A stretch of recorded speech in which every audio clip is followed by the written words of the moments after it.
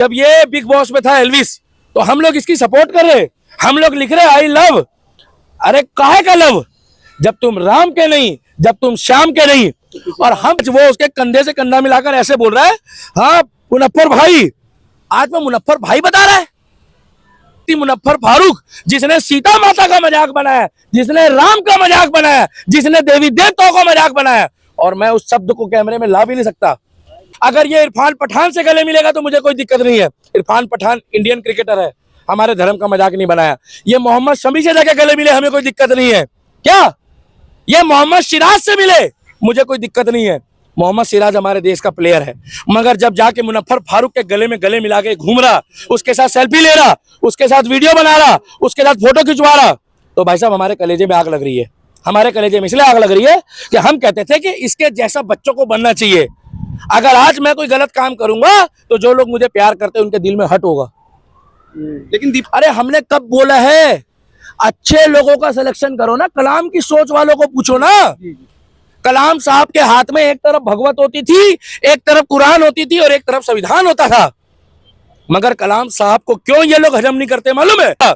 मेरे लिए दोगले हिंदू से अच्छा वो मुसलमान है जो मेरे साथ हर हर महादेव के नारे लगा रहा है। दोगले हिंदू से ज्यादा अच्छा वो मुसलमान है। मैं फॉलोअर बढ़ा रहे हो, अरे पैसा है वो आपके बाप दादा का है, आप संभाल के रखो। पैसा आपके बाप दादा का, आप संभाल के रखो, हमें कोई दिक्कत नहीं है।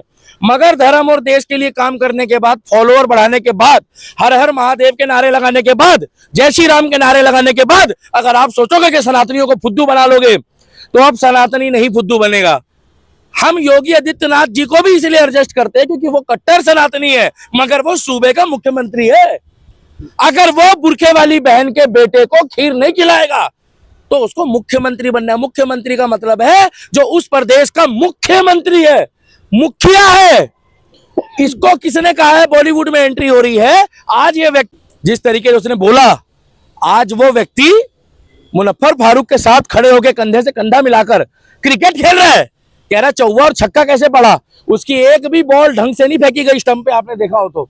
उसकी किरकिरी हो रही है, विनाश काले विपरीते बुद्धि। अरे हम कहते हैं दीपांशु भाई, और ये जितने भी कैमरे चल रहे हैं सबको ये जरूर डालना, अगर हम धर्म का एजेंडा चलाकर एक बात कर रहे हैं और धर्म के नाम पर अगर फॉलोअर इकट्ठे करने के बाद मुनफ्फर फारूक जैसे मुस्लिम के साथ खड़े हो जाए, मैं कब बोल रहा हूं कि मुस्लिम सारे बुरे होते हैं? अरे कलाम की सोच वाला यहाँ कनॉट प्लेस में आकर जय श्री राम के नारे लगाता है, मैं डंके की चोट पे उसके साथ खड़ा हूंगा। जो मेरे साथ वैष्णो देवी जाएगा उसके साथ डंके की चोट पे खड़ा हूंगा। जो मेरे साथ शिवलिंग में दूध चढ़ाकर आया है उसके साथ डंके की चोट पे खड़ा हूंगा। मेरे लिए दोगले हिंदू से अच्छा वो मुसलमान है जो मेरे साथ हर हर महादेव के नारे लगा रहा है। दोगले हिंदू से ज्यादा अच्छा वो मुसलमान है। मगर मुनफ्फर फारूक ये वही बंदा है जिसको 30 से 40% वोट उन सेकुलर हिंदुओं के पड़े हैं, दोगले हिंदुओं के, जिसने उसको बिग बॉस जिताया। लेकिन और हम लोग तुम्हें कहां कहते हैं, हम तुम्हें कहां कहते हैं कि तुम मुसलमान के साथ फोटो मत खिंचाओ? हमने कब बोला है कि तुम मुस्लिम के साथ खड़े मत हो? तो दिक्कत क्या है दीपक जी? दिक्कत ये है, आपको दिक्कत नहीं, आपका नाम भी दीपांशु है, दानिश है। पहले बताओ दीपांशु भाई, आपको बुरा नहीं लगा जिस टाइम पे उन्होंने सीता माता का मजाक बनाया, राम का मजाक बनाया कि मेरा पिया घर आया, वॉक अबाउट, साला मैं शब्द भी नहीं बोल सकता, वो गलत इंग्लिश में उसने शब्द बोला था। आज वो उसके कंधे से कंधा मिलाकर ऐसे बोल रहा है, हाँ मुनफ्फर भाई। आज मैं मुनफ्फर भाई बता रहा है, कल ये थुकी हुई बिरयानी खाएंगे भाई साहब उनके साथ बैठ के। अरे हमने कब बोला है, अच्छे लोगों का सिलेक्शन करो ना। कलाम की सोच वालों को पूछो ना। कलाम साहब के हाथ में एक तरफ भगवत होती थी, एक तरफ कुरान होती थी और एक तरफ संविधान होता था, मगर कलाम साहब को क्यों ये लोग हजम नहीं करते मालूम है? क्योंकि कलाम साहब कहते थे हरे रामा हरे कृष्णा। कलाम साहब भगवत को फॉलो करते थे मगर पुराण को भी करते थे। इनकी एल्विश यादव भी तो जय श्री राम कहते थे। अब ये जय श्री राम बोलने वाला तो वैसी भी है आजकल, तो जय श्री राम बोल रहा है हिंदू दिखवाना, तो उसको भाई साहब कट्टर हिंदू अगर आजम खान लिखवा लेगा तो क्या वो कट्टर हिंदू बन जाएगा? कट्टर हिंदू अगर ताहिर हुसैन लिखवा लेगा तो क्या कट्टर हिंदू बन जाएगा? यूथ का तो आइडल था ना वो, सनातनी आइडल क्या करते थे भाई साहब। नीचे धरती दिखाओ, पहले धरती दिखाओ कैमरामैन, ये धरती है ना, इसी धरती से नरेंद्र मोदी उठा है, इसी धरती से योगी आदित्यनाथ उठा है, और इसी धरती से हर इंसान उठा है जो आज अंतरिक्ष में घूमता है। मगर एक बात हमेशा ध्यान रखना, वो इंसान जो धरती से उठा है ना, वो इंसान आज नहीं तो कल धरातल में आ जाएगा। क्योंकि जो लोग बना सकते हैं, आज मेरे को 4 लोग मिलने आते हैं तो उनको दिल से इज्जत देता हूं मैं, क्योंकि मैं राम का भक्त हूं। अरे मेरे राम ने तो केवट की नाव में चढ़ने के बाद भी जब केवट ने बोला कि साहब आप तो अयोध्या के राजा हो, तो उन्होंने बोला मैं यहाँ राजा नहीं हूं, यहाँ केवट की नाव ही मेरे को नदी पार करवाएगी। तब उन्होंने पैर छुए तो बोले प्रभु एक सौभाग्य तो हमें लेने दो, कम से कम अपने पैर तो छूने दो। तो उन्होंने तो कोई जाति और भेदभाव नहीं करा। ये उन लोगों के लिए है जो लोग कहते हैं कि हमारे सनातन धर्म में जातिगत भेदभाव होता है। हमारे सनातन धर्म में कभी जातिगत भेदभाव नहीं होता।